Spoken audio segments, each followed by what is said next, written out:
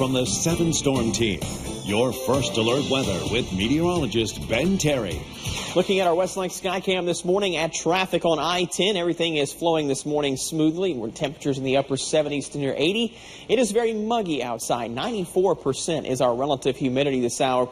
Over to the radar, we're still continuing to track some, at times, heavy downpours over southeastern Cameron Parish. These are working off generally there toward the north and east. We'll put it into motion for you so you can see how these are developing and moving here across southwest Louisiana. The lightning staying offshore, but these are slowly pushing toward the east, and we could see a little bit more of this developing onshore this morning. A few minutes ago, we were tracking, looked like some developing showers up closer to the Grand Lake area, but it looks like not a whole lot with regards to development there. Maybe just a quick little sprinkle or two there. Also back over into northwestern portions of Cameron Parish. All this associated with that trough of low pressure that's out over areas here in the northern Gulf, and that's actually why we're seeing some of that rain extending out over coastal Louisiana, because we have that trough itself extending out. Very disorganized, though. We're not expecting tropical development with this, although there is a weak area of low pressure spinning here over southern Alabama. That low pressure is going to slowly begin to migrate westward today,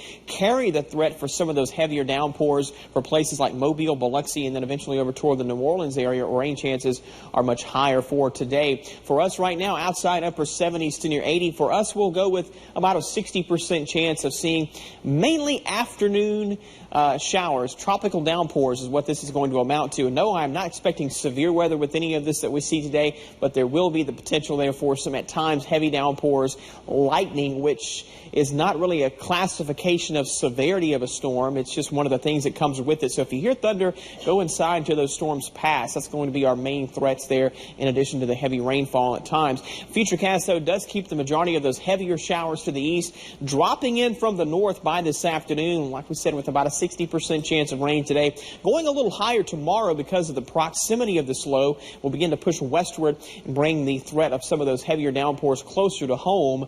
And then the low pressure will begin to pull north on Friday, but still a lot of moisture in place. I think we'll have another good coverage of rain on Friday before the low begins to pull north, and some drier air will begin to get sucked in over the weekend. But I think that there will still be at least some scattered, mostly afternoon variety storms for both Saturday and Sunday. So can't go zero on the rain chances. As far as the flood concerned, again, that's going to be to the east of us, where areas from New Orleans to Mobile could pick up some totals here, 5 to 7 inches of rain. This would be on the high end of where some of those heavier bands set up. There could be some isolated totals there closer to 8 to 9 inches over southern Mississippi. But for us, maybe 1 to 2 at most. The tropical satellite, again, very disorganized, not expecting to see this really develop into any sort of a named system. It's just going to bring what will amount to tropical downpours. The rest of the Atlantic quiet as far as your tropical outlook is concerned.